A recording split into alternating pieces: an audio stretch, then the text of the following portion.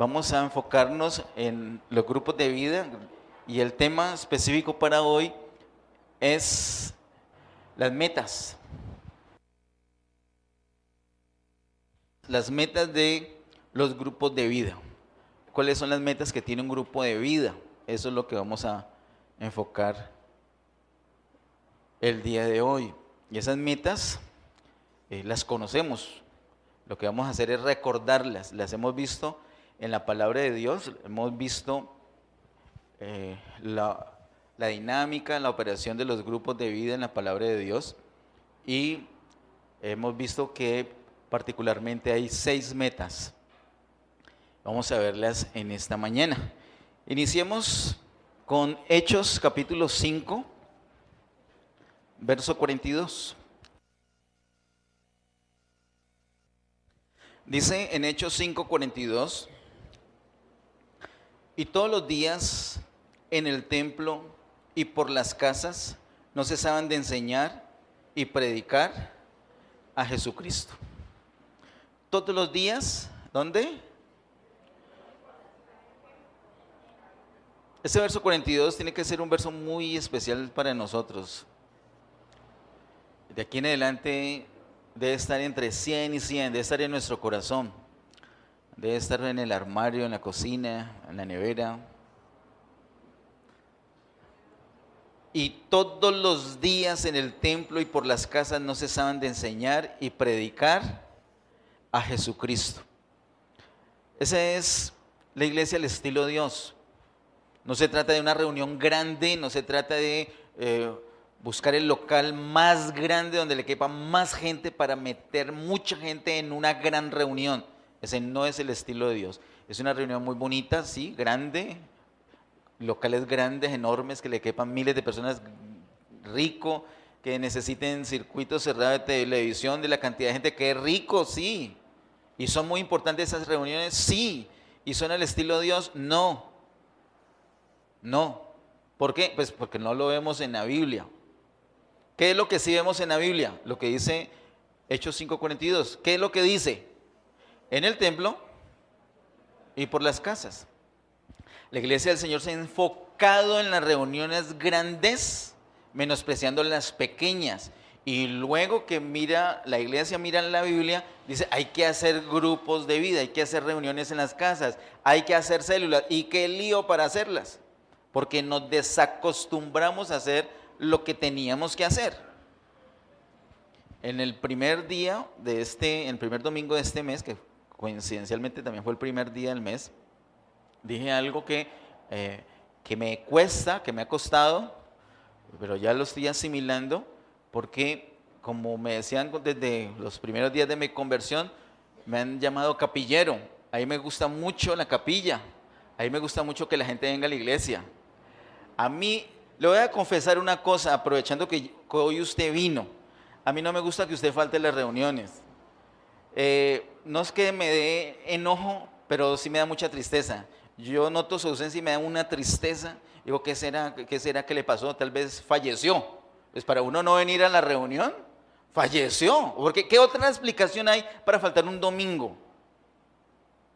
Pues de pronto hay otras también, ¿cierto? La persona la secuestraron, en fin. Hay muchas razones, pero hay otras que no, porque tenía que hacer oficio, que porque tenía un examen, que porque quedó dormido, que porque le dolió la cabeza. Le dolió la cabeza, entonces no vino a la iglesia. O sea, unas razones muy extrañas. Yo soy muy capillero toda la vida, desde los primeros días. De hecho, a mí me ha servido mucho ser así. ¿Me ha servido para qué? Para mí, para sacarle gusto, para sacarle provecho a la iglesia, para nutrirme con la iglesia. Yo no recuerdo que alguna vez desde mi conversión haya tenido problemas con congregarme. Yo sí veo muchos que luchan con el asunto de congregarse, porque tienen que trabajar, porque tienen que estudiar, porque tienen que dormir, porque no les gusta. Luchan con muchas cosas. Yo no tuve que luchar con eso. Y como he sentido el beneficio, entonces yo quiero que la gente se beneficie. Entonces, desde los primeros días de mi conversión, he sido muy capillero. Me gusta que la gente venga a la reunión. Pero el Señor muestra en la palabra de Dios que ese no es el estilo de Él. El estilo de Dios no es capillero. Dios no es capillero como yo. No, Él no es el Dios de una capilla, Él es el Dios del universo. Y el estilo de Dios no es en la capilla, no es en el templo, sino en el templo, muy importante sí, pero también por las casas, son las dos cosas. Y no es un día en que nos vamos a enfocar en predicar a Jesucristo, sino, ¿cuántos días de la semana? 7 días. ¿Qué quiere decir? ¿Que todos los 7 días vamos a hacer reuniones? No, pero todos los 7 días vamos a estar enfocados en lo mismo. ¿En qué? En predicar a Jesucristo. Un día vamos a descansar, y no es porque se nos haya olvidado el enfoque, es que ese descanso es parte de lo que vamos a hacer. Un día vamos a pasear, un día vamos a quedar durmiendo, un día vamos a ayunar, un día vamos a predicar, un día vamos a visitar, un día vamos a ayunar, un día vamos a orar, vamos a guerrear, vamos a hacer la reunión con nuevos, distintos días de la semana, pero todos los días es el mismo enfoque. Así que el estilo de Dios no es una reunión grande una vez, no, eso no es el estilo de Dios. El estilo de Dios es todos los días en el templo y por las casas, no parar de predicar y enseñar al Señor Jesús. Ese es el estilo. Entonces nuestra mentalidad tiene que cambiar. Y yo le digo, si una persona tan capillera como yo es capaz de cambiar eso, yo creo que de ahí en adelante todo el mundo lo puede cambiar. Pienso que todo el mundo lo puede cambiar. En esos días que estaba invitando, no recuerdo qué, tal vez a la alborada que hicimos el sábado, ayer fue sábado, sí. Tal vez, no sé, alguien me dijo, pero ¿esta es una reunión grande o una reunión pequeña? Me encantó. Así es que tenemos que hablar, ya tenemos que hablar en esos términos, ya no vamos a hablar en términos de esta es la reunión principal, no, esta no es la reunión principal. Esta es una reunión grande, si es que se le puede decir grande. Hoy en día muchas congregaciones han tenido que clausurar el servicio de hoy no se pudieron reunir en muchas partes del mundo, no pudieron hacer su reunión habitual por las medidas de seguridad que se están tomando a nivel mundial. Medidas de prevención contra el virus. Nosotros, gracias a Dios, no tenemos esa dificultad. Hay una norma que dice que se admiten reuniones hasta de 500 personas y en algunas partes, en algunos municipios, hasta 200, como en Buga, porque hay unos casos específicos allí que requieren eso, en Buga, hasta 200 personas. Nosotros podríamos estar en Buga y también poder hacer la reunión. Gracias a Dios no llegamos a 200 personas.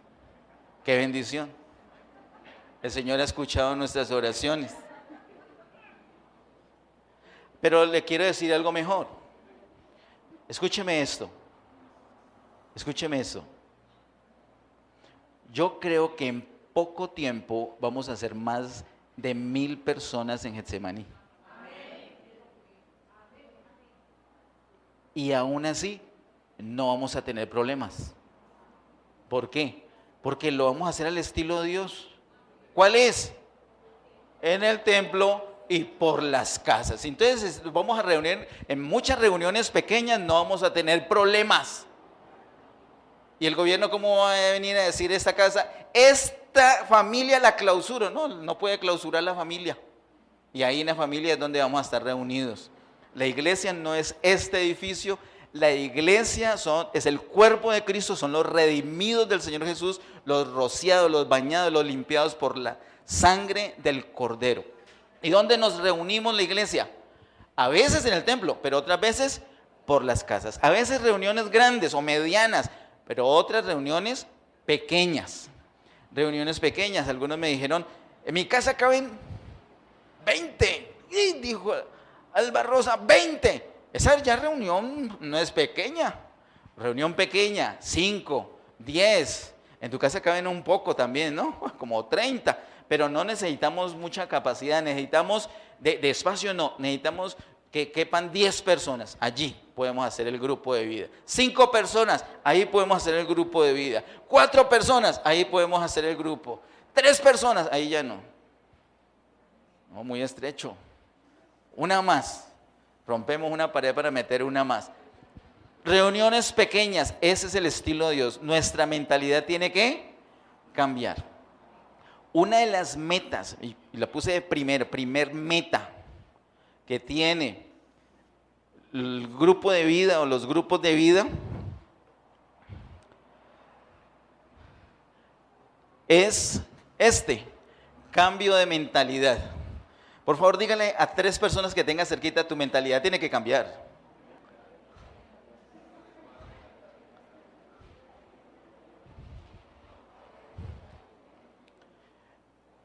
Nosotros hemos dicho, incluso está escrito en la primera escuela formal que tuvimos, el primer material de escuela que tuvimos, estaba dicho que las células deben de servir de puente entre las personas y la iglesia.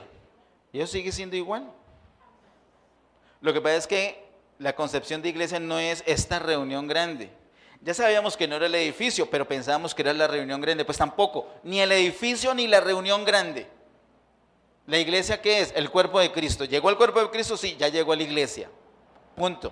Es más, llegó a la iglesia Getsemaní. No quiere decir que el cuerpo de Cristo se llame Getsemaní, pero es parte del cuerpo de Cristo. Y si lo hizo bajo esa cobertura, la persona recibió al Señor bajo esa cobertura, ya llegó al cuerpo, ya llegó a la iglesia local. Pero es que ni siquiera conoce el local de las reuniones grandes. No importa, ¿llegó a la iglesia o no llegó a la iglesia? Llegó a la iglesia.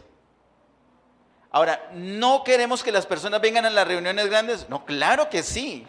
Miren lo que estamos haciendo aquí. En esta reunión no es una reunión de las pequeñas y estamos recibiendo una impartición de parte de Dios, una directriz de parte de Dios. Podemos alabar juntos al Señor, celebrar al Señor. Hay muchas cosas que se pueden hacer. De eso vamos a hablar. Tenemos este año, de pronto nos alcanza este año para hablar de esos detalles. Pero la primer meta de los grupos de vida es cambio de mentalidad. Cambio de mentalidad. Cambio de mentalidad. Tenemos que abrir nuestra casa para la iglesia. Nosotros no estamos enfocando en que vengan muchas personas o muchas familias a la iglesia, sino que haya mucha iglesia en las familias, mucha iglesia en los hogares. Amén. Amén. Que todos los hogares se llenen de Cristo, que en los hogares se alabe a Cristo, se ore, se edifique, que haya una comunión, que haya mucha bendición en los hogares. Cambio de mentalidad es la primer meta. Segunda meta, la vemos en Lucas capítulo 4, verso 19. Lucas capítulo 4, verso 19 es el verso que nos enmarca este año 2020. Dice Lucas 4, 19, a predicar el año agradable del Señor. En la alborada que tuvimos ayer, alborada de grupos de vida, una de las cosas que dijimos es que los grupos de vida es el mejor chofar. ¿Recuerda qué es el chofar? ¿Qué es ese chofar? No chofer, sino chofar. Es esa trompeta que anuncia. Vimos que básicamente se usaba para 4 cosas y una de esas cosas es predicar el año agradable del Señor. Proclamarlo, anunciar que ya viene el año de jubileo. Pues los grupos de vida son la mejor trompeta que la iglesia tiene para hacer esa proclamación. No hay mejor trompeta que los grupos de vida. No hay mejor chofar que los grupos de vida. Porque en los grupos de vida es que se va a hacer esa proclamación. El Señor nos ha dicho 2020, proclamación del año agradable del Señor. Y lo mejor que podemos hacer para cumplir eso que el Señor nos ha dicho es los grupos de vida. Así que la segunda meta de los grupos de vida es la proclamación del año agradable del Señor. Vamos con la tercera. Bueno, esta es la proclamación que está en Lucas 4, 19. Vamos con la tercera meta. Hechos 2, 46 al 47.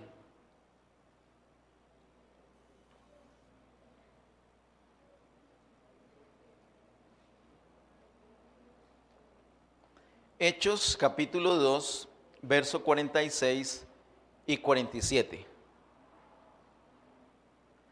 Dice: y perseverando unánimes cada día en el templo y partiendo el pan en las casas, comían juntos con alegría y sencillez de corazón, alabando a Dios y teniendo favor con todo el pueblo, y el Señor añadía cada día a la iglesia los que habían de ser salvos. Ese versículo incluye muchas cosas, lo hemos llamado, esos versículos, perdón, porque es verso 46 y 47 de Hechos 2. Hemos dicho que esos dos versos nos dan la dinámica de un grupo de vida. Si usted no tiene bien claro que es un grupo de vida, tiene que mirar Hechos capítulo 2, verso 46 y 47. ¿Qué es lo que hay que hacer allá en el grupo de vida? Lo que dice ahí, esos dos versículos. Y usted puede ver que es un trabajo que hacemos juntamente Dios y la iglesia, Dios y nosotros.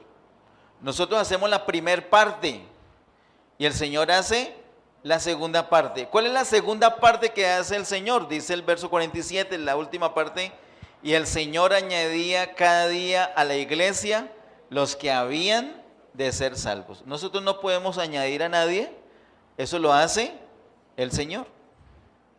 ¿Qué es lo que nos corresponde a nosotros? La primera parte. ¿Cuál es la primera parte? El verso 46 y lo primero que dice el verso 47. O sea, y perseverando unánimes cada día en el templo y partiendo el pan en las casas, comían juntos con alegría y sencillez de corazón, alabando a Dios y teniendo favor con todo el pueblo. Eso es lo que tenemos que hacer. Como consecuencia de este hacer, de este obrar, de ese servicio, de esa dinámica, está lo último del verso 47 que he leído. El Señor va a añadir a la iglesia los que han de ser salvos. Hay muchas cosas involucradas allí en esa dinámica de los grupos de vida, según los versos 46 y 47, pero obviamente se destaca una meta. Y esa meta, es otra meta de los grupos de vida, es la salvación. Una de las metas que tienen los grupos de vida es la salvación de las personas, la salvación de tu familia, de esos que no quieren venir a las reuniones grandes, que no quieren venir hasta el local, pero ya está en la casa. De pronto te va a suceder que algunos apenas empiecen la reunión se van, así como le sucedió al pastor Ariel. Para los que no lo conocen, allí está al lado de su princesa Hermila. Él empezó un grupo de vida en la casa hace muchos años y algunos de nosotros no nos íbamos, pero él insistió, entonces poco a poco fuimos cediendo y yo ya me fui quedando en el grupo y mis hermanos también, y luego ya trajimos otros vecinos. Él tenía una dificultad grande, él quería que yo estuviera en reunión, pero tenía una competencia grande. Y la competencia grande que tenía él era, sabe perfecto, ¿no? ¿Cuál era la competencia? La competencia era la novia que yo tenía en esa época. ¿Visito a mi novia o voy a un grupo de vida? Visito a mi novia, ¿qué hay que pensar ahí? La paso mucho más rico con mi novia que en el grupo de vida. Así, literal, crudo, feo si se quiere, pero así era. Pero él insistió. Él hizo lo que dice aquí la palabra. ¿Qué hizo él? Perseveró. Y ¡pum! Fue el resultado. Asimismo, el testimonio que nos contó James y Gina la otra vez, el testimonio que tenemos todos. Si nosotros perseveramos en hacer lo que el Señor dice, el Señor va a obrar, va a venir la consecuencia. Y la meta que buscamos acá es la salvación de las personas. Que salve nuestra familia. En nuestra familia no hay nadie, uno no puede decir, no, este no es para salvación. Yo he contado hace mucho tiempo acerca de uno de mis hermanos, no voy a decir el nombre, pues para que no empiecen las sospechas. Yo tengo 2 hermanos, una hermana y un hermano. Les hablo de mi hermano.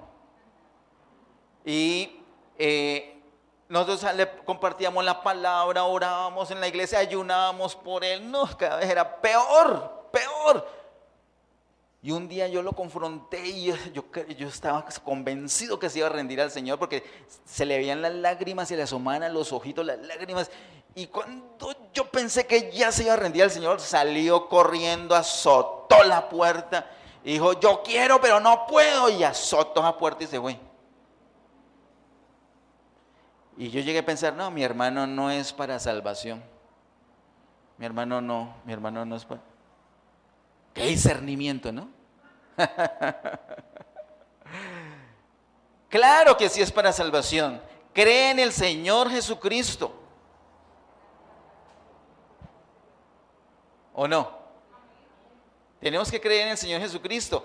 Mire, la bendición del Señor la atrae un hijo de Dios, no para sí mismo, sino para toda su casa. Ese es un principio de bendición que nosotros hemos aprendido en la palabra de Dios. ¿Cuándo arrancó ese principio? En Génesis capítulo 12. El Señor, ¿qué le dijo? Te bendeciré, serás bendición. Pero ¿qué más le dijo? Le dijo: te engrandeceré, bendeciré tu nombre. Pero le dijo algo acerca de la familia: en ti serán benditas todas las familias de la tierra. Y nosotros los creyentes no podemos decir eso: serán benditas todas las familias de la tierra excepto mi familia. No, todas, empezando por la mía. ¿O no? ¿O no? Diga: mi familia está en bendición. Dígalo otra vez: mi familia está en bendición. Mira, puede ser que usted tenga un familiar, pero que es un asesino, un matón. Usted le tiene que esconder porque si no, no estaría aquí. No importa, diga: mi familia está en bendición. Tú atraes la bendición para toda tu casa, inclusive para el matón, inclusive para el que no es, inclusive para ese que hemos pensado, ese no es para salvación. Atraemos la bendición para toda la casa. Y hay unos que ya creen y no están consagrados y uno dice: no, usted nunca se va a consagrar. Tampoco, sí se va a consagrar. Diga: mi familia es para el Señor. Diga: yo y mi casa. Claro, así es. Nosotros tomamos la delantera. Aquí no es un asunto de protocolo. No vamos a decir mi familia y yo, porque no es nada de protocolo. Es una cosa técnica. Primero yo soy el que voy a orar. Ellos verán si no oran. Yo voy a orar. Yo me voy a congregar. Yo voy a adorar. Yo voy a amar. Yo voy a bendecir. Yo voy a servir. Yo, y luego sí, y mi casa. Así que ahí empieza ¿qué? Esa meta que tenemos con los grupos de vida. Los grupos de vida son una bendición que arranca por la misma casa, por la misma familia. Esa es una de las metas entonces, la salvación. Miremos ahora en Santiago capítulo 5, versos 19 y 20. Santiago capítulo 5.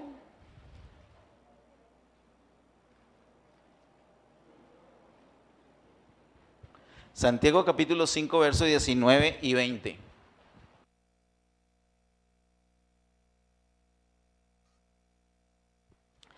Santiago capítulo 5, versos 19 y 20 dice: hermanos,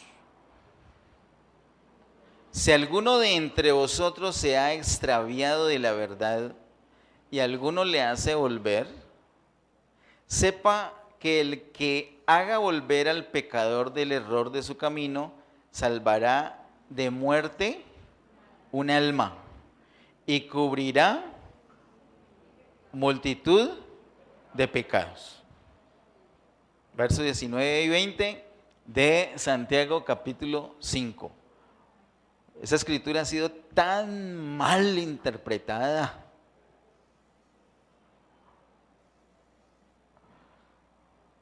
Si nosotros nos dedicamos solamente a leer la Biblia y no la miramos, no somos capaces de ver lo que sucede, de ver el contexto, de ver el sentido, el espíritu, el deseo, el propósito del autor. la intención del Espíritu al inspirar lo que estamos leyendo, entonces no vamos a entender nada. Vamos a leer, vamos a entender como si fuera un libro de geografía. Pero esto no es un libro de geografía, eso es espíritu y vida. Esto es la palabra de Dios, es una palabra viva y eficaz. Es una palabra que sale de lo más profundo de Dios y llega a lo más profundo de nosotros. Eso no es de la superficialidad de Dios a la superficialidad de nosotros, no de un abismo a otro abismo.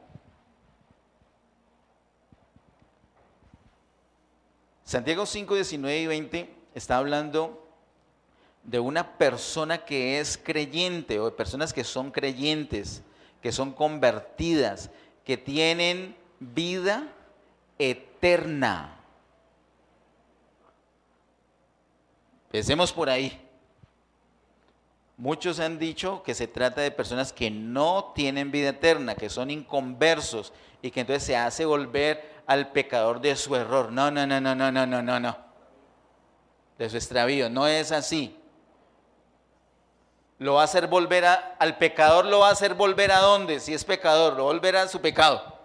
No, eso no es. Eso no es. De su extravío. ¿Se extravió de qué? Si él es pecador. Si es un mundano, si es inconverso, si no es creyente, ¿se extravió de dónde? No, él está en lo suyo. Verso 19 y 20 se trata de gente creyente, convertidos, pueblo de Dios, iglesia, tienen vida eterna. Otros, entonces, aceptando que sí se trata de creyentes, han cogido estos dos versos, entre otros, muy mal escogidos, para decir, miren que la vida eterna sí se pierde. Porque dice el verso 20, sepa que el que haga volver al pecador del error de su camino salvará de muerte un alma. Mire que la vida eterna sí se pierde porque este que es creyente, su alma puede morir. Y pareciera, ¿cierto? Si uno mira, si uno lee nomás ese pedacito, pareciera. Pero la Biblia no la dio el Señor a cuentagotas. Él nos dio toda su palabra.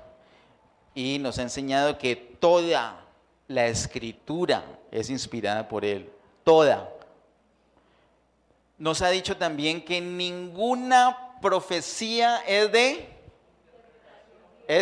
interpretación privada. Algunos dicen, no es de interpretación privada, entonces lo que interpreta este hermano tiene que coincidir con lo que interpreta ese. No, ese pasaje no dice eso tampoco. ¿Qué quiere decir que una profecía no sea interpretación privada? Pues que lo que dice el apóstol Pedro se tiene que cotejar con lo que dice el apóstol Juan y con lo que dice el apóstol Pablo y con lo que dijo Jesús y con lo que escribió Moisés y con lo que se dice de Melquisedec y con lo que dijo Jeremías y con lo que dijo Ezequiel y con lo que dice Apocalipsis. Se tiene que cotejar porque es una unidad perfecta. Ninguna profecía es de interpretación privada. Voy a ponerme y voy a interpretar solamente el versículo 20 de Santiago 5. No, ahí es donde viene el error. Hay que cotejarlo. La suma de la palabra es lo que nos da la verdad.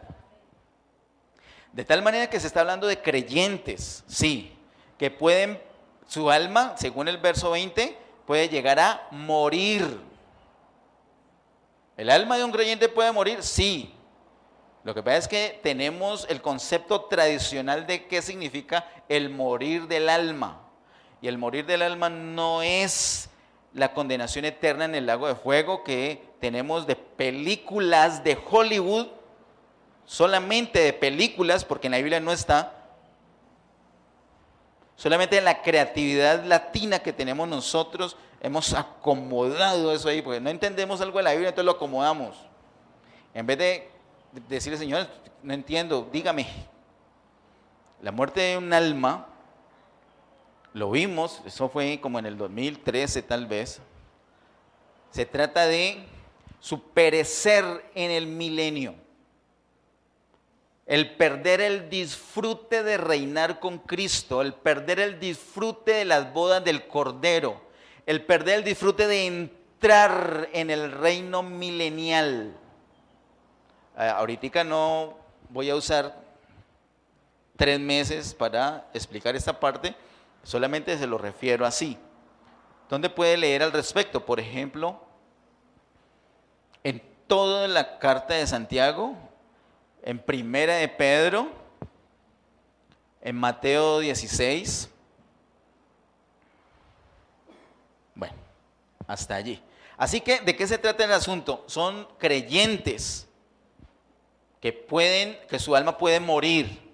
¿Por qué? Porque ¿qué les pasó a ellos? Se han extraviado. Pero esas personas que están extraviadas, hay muchos creyentes que están extraviados en este momento. Hay muchos creyentes que no se están congregando. Hay unos creyentes que son muy juiciosos y no se congregan, y como son tan juiciosos, piensan que no están extraviados. Si no se están congregando, están extraviados. ¿Cómo así? Entonces, ¿por eso su alma puede morir? Sí, claro. ¿Qué necesita un creyente para quedar expuesta su alma a muerte? Extraviarse. ¿Qué es extraviarse? Pues no andar en el propósito de Dios, no correr bien la carrera, eso es extraviarse. No correr la carrera, eso es extraviarse. No tener la prioridad, no vivir de acuerdo a Mateo 6:33. Ay, no, menos mal que yo sí vengo, yo cuando puedo, pero vengo. Está extraviado, mijo. Está tan extraviado que ni cuenta se da. Aterrice. Toque a la persona que está de su lado, porque eso yo creo que le tocó en el fondo. Diga, no te extravíes. ¿Qué es estar extraviado? Es salirse de la carrera. Salirse de la carrera. Se salió del camino que era. No está corriendo la carrera. Se cayó y se quedó tirado. ¿Cuántas veces no nos caemos? ¿Qué hacemos si nos caemos? El Señor nos levanta y seguimos. Y seguimos más fuerte que antes. Con más cuidado que antes. Pero esta carrera hay que correrla. Hay que confiar en su gracia y correr bien esta carrera. Pero hay unos que no la están corriendo bien. Y los conocemos, son vecinos, son de nuestra familia, viven con nosotros, o familia extendida, viven en otros lados, pero son creyentes. Pues esta es otra meta de los grupos de vida. Se trata de la reconciliación. La cuarta meta de los grupos de vida es la reconciliación. Hay muchos creyentes que gracias a los grupos de vida se van a reconciliar con el Señor, van a volver al camino, van a ser animados, porque van a encontrar un fluir de vida. ¿Qué es lo que lo puede desanimar a uno de las cosas del Señor? Pues la falta de vida. Tomarse un vino que se vea bien rico y que no sepa rico. ¿Qué tal, por ejemplo, una deliciosa sobrebarriga a la plancha? ¿No te gusta la sobrebarriga? Con ese gordito. Bien preparada, ¿no? Que primero se le hacen una cocción y después sí la ponen a la plancha porque que bien tostadita. Con una limonada natural al lado. Y un patacón. Pero escuche. Bueno, si quieres chimichurri, pero escuche, sin nada de sal. Se echa a perder. Entonces viene tan chévere la iglesia y todo esto, no tan bueno, pero no hubo el sabor. Entonces después le digo, venga, que vamos a dar otra vez sobrebarriga en la plancha. No, pero eso sin sal, no. Vea, prefiero un huevito con sal que la sobrebarriga sin sal. ¿O no?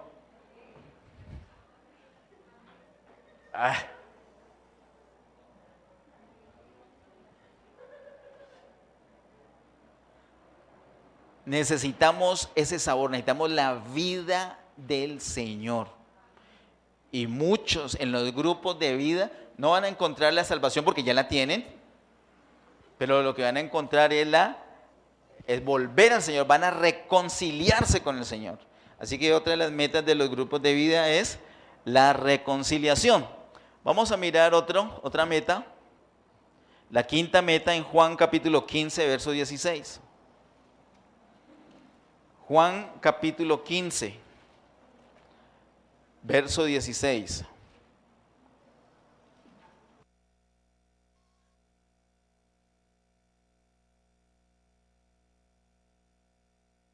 Dice Juan capítulo 15, verso 16.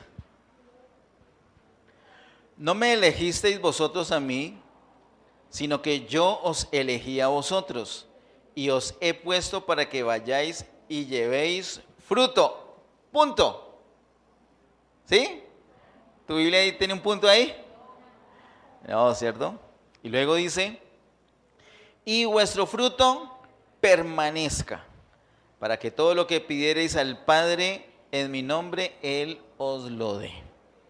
No solamente el deseo del Señor que demos fruto, y que demos abundante fruto, sino que ese fruto, el Señor quiere que ese fruto permanezca.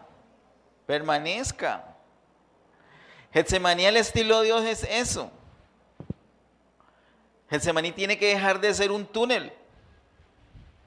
¿Te has visto qué hace un túnel? La gente entra por un lado y sale por otro o hasta por el mismo. Y vienen y a veces no tienen queja. En el mejor de los casos hay una queja porque fue por esto. Se fue porque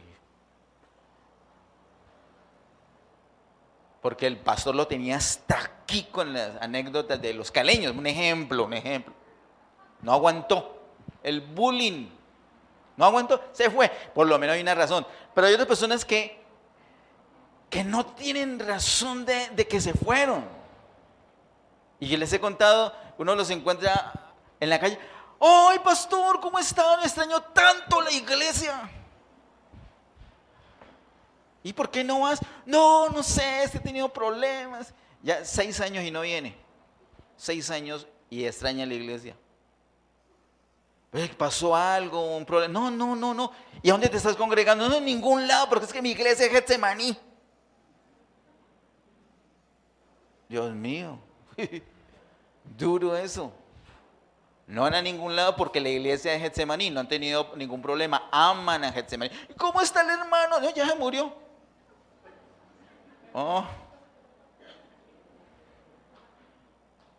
Aman la iglesia, pero no bien. Hay algo que le hemos notado en Getsemaní. Miren, la otra vez en el velorio de una hermana que se congregaba en Getsemaní, que volvió a Getsemaní porque dijo, el Señor me mostró que era aquí. Y en la semana el Señor le mostró otra cosa y se fue. Y después se fue, definitivamente. Y estamos en el velorio de esa hermana. Dios mío bendito. ¡Qué cantidad de ex getsemanitas!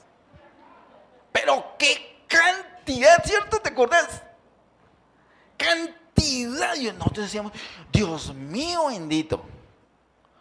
Si toda esta gente fuera a la reunión grande, no cabríamos.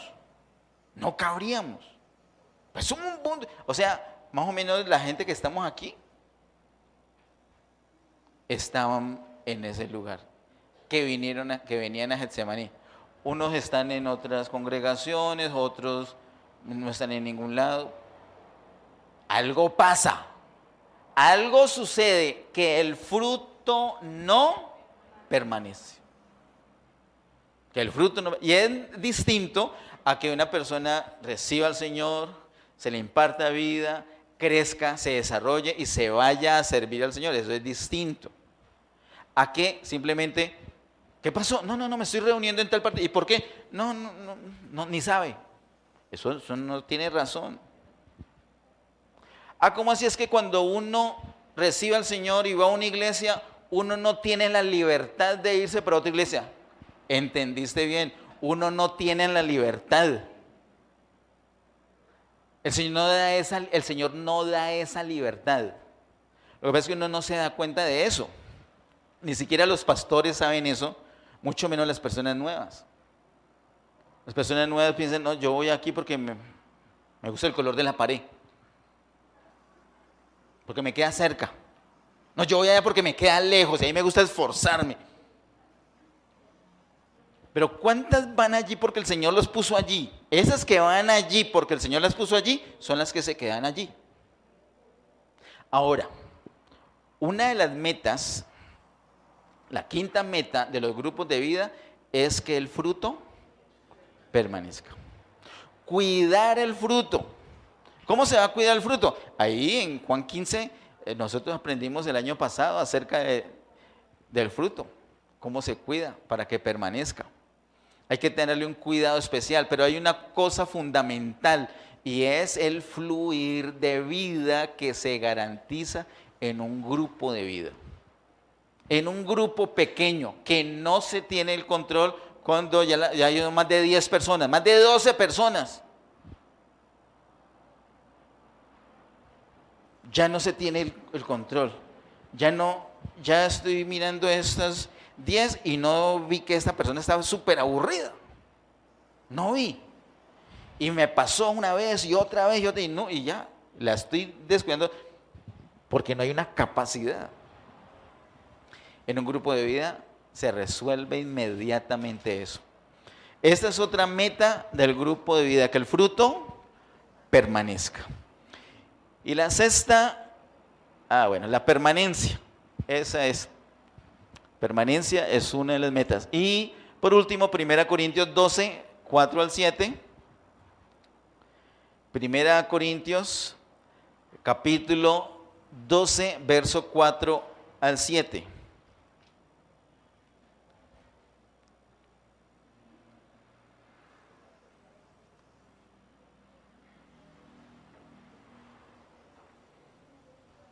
Dice 1 Corintios capítulo 12, verso 4 al 7.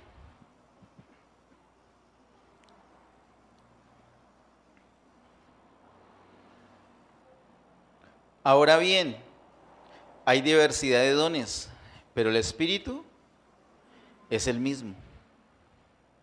Y hay diversidad de ministerios, pero el Señor es el mismo. Y hay diversidad de operaciones, pero Dios, que hace todas las cosas en todos, es el mismo.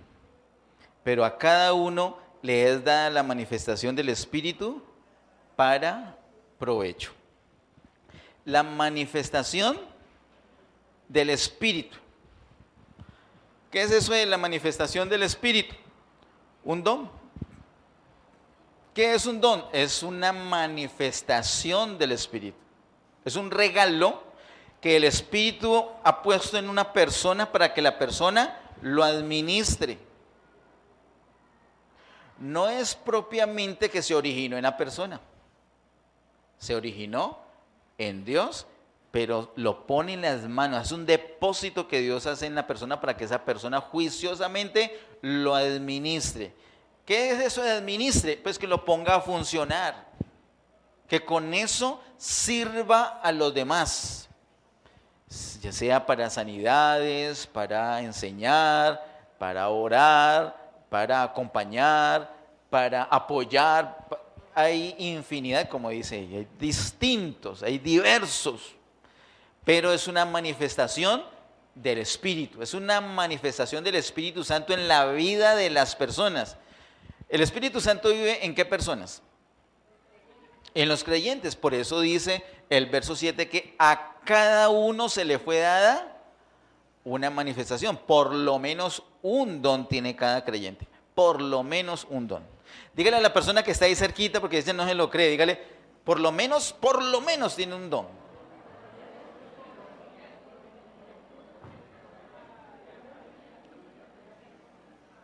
Mínimo uno.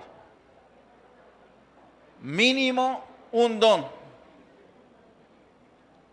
Pero a cada uno, dice el verso 7, pero a cada uno le es dada la manifestación del Espíritu para provecho.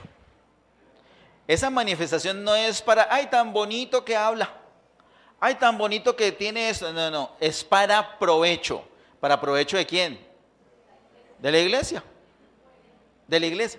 Entonces imagínate, Imagínate en los grupos de vida no vamos a tener esa dinámica que yo voy a llegar y voy a estar ahí, que es muy interesante, a mí me encanta sentarme y recibir una buena prédica, a mí me fascina, es rico, es una administración, es una impartición especial que todos necesitamos. Pero si siempre estoy recibiendo y recibiendo y recibiendo y recibiendo y recibiendo y recibiendo y recibiendo, ¿cuándo voy a operar los dones? Y es posible que en las reuniones grandes operemos los dones, porque me tocó arreglar esto, porque me tocó compartir la palabra, como ha sucedido en estos 2 meses últimos, que varias personas están compartiendo la palabra. Imagínense los que vienen en abril también compartiendo la palabra, eso es muy chévere. Pero en los grupos pequeños sí que es cierto. En los grupos pequeños sí que es cierto que vamos a tener el uso de los dones. Esa es la otra meta, la 6ª meta de los grupos de vida, el uso de los dones. Y como consecuencia del uso de los dones, ¿qué va a pasar? Pues se van a desarrollar esos dones. Entre más los usemos, más se desarrollan. Y entre más se desarrollan, más provecho para la iglesia. En un grupo donde somos 10, va a ser muy difícil que pasen 3 meses y a mí no me haya tocado por lo menos contar mi testimonio. En cambio, en una reunión grande pueden pasar 10 años y nunca conté mi testimonio. Y nunca prediqué. Y el Señor me había dado una palabra y nunca... Y por más que le dije al pastor, él nunca se lo acordó. O se acordó, peor, se acordó y se hizo el loco. No le presta el micrófono a nadie. En cambio, en los grupos, ¿qué va a pasar en los grupos de vida? Gloria a Dios, hermano. Y usted no tiene ese don. Usted no tiene un don que se está necesitando urgente ahí. Y son 10 y ninguno de los 10 lo tiene. Pero como es una manifestación del Espíritu y el Espíritu sabe que se requiere, entonces va a usar a cualquier persona y se va a manifestar. Y se va a desarrollar. Ay, hermanos, eso es lo que viene para Getsemaní. Esas son las 6 metas. Esas son las 6 metas de los grupos de vida. Vamos a recordarlos uno por uno.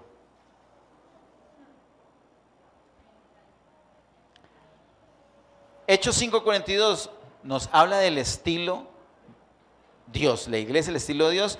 Así que con ese nosotros nos toca ¿qué? La mentalidad, cambiar la mentalidad, eso es lo que toca.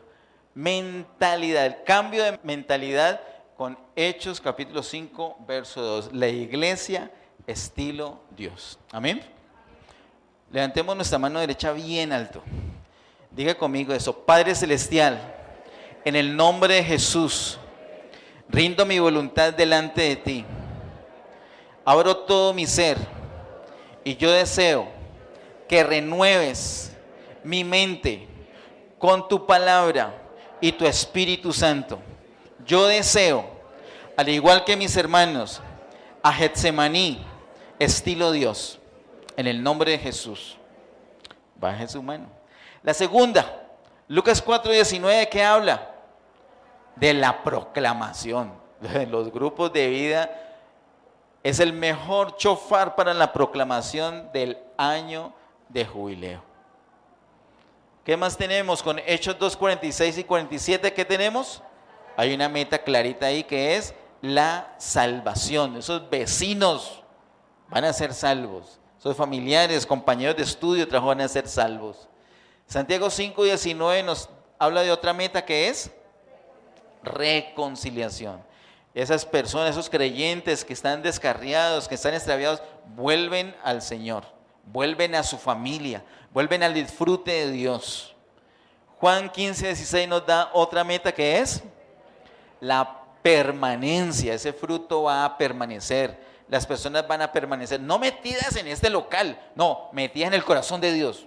Van a permanecer en el Señor y el Señor va a permanecer en ellos. Y 1 Corintios 12, 4 al 7 nos da otra meta que es el uso de los dones. Así que todos vamos a desarrollar nuestros dones espirituales. Y de pronto dices, ay, pero yo no sé cuál es. Ahí están. Qué bueno que vienen los grupos de vida. Sin duda vas a descubrir cuáles son. Y de pronto tienes sospecha, no, yo creo que es este. Y te vas a meter con ese y te vas a dar cuenta de pronto que no. Pero vas a darte cuenta cuál es el que sí o cuáles son los que el Señor sí tiene para ti. Amén. Acompáñeme de pie y vamos a orar. Padre, en el nombre de Jesús, gracias te damos por este tiempo, gracias por tu palabra. Gracias, Señor, por estas metas que nos has mostrado. Gracias, Señor, por encaminar a Getsemaní. Estamos dependiendo completamente de ti, Señor, porque nuestro deseo es Getsemaní al estilo Dios. Consagramos nuestra vida a ti, nuestra familia a ti, la congregación a ti, la ciudad para ti. Te bendecimos, Señor. Queremos bendecirte con nuestra obediencia. No solamente con una palabra, con nuestra obediencia. Te queremos bendecir con los grupos de vida, Señor. En el nombre de Jesús.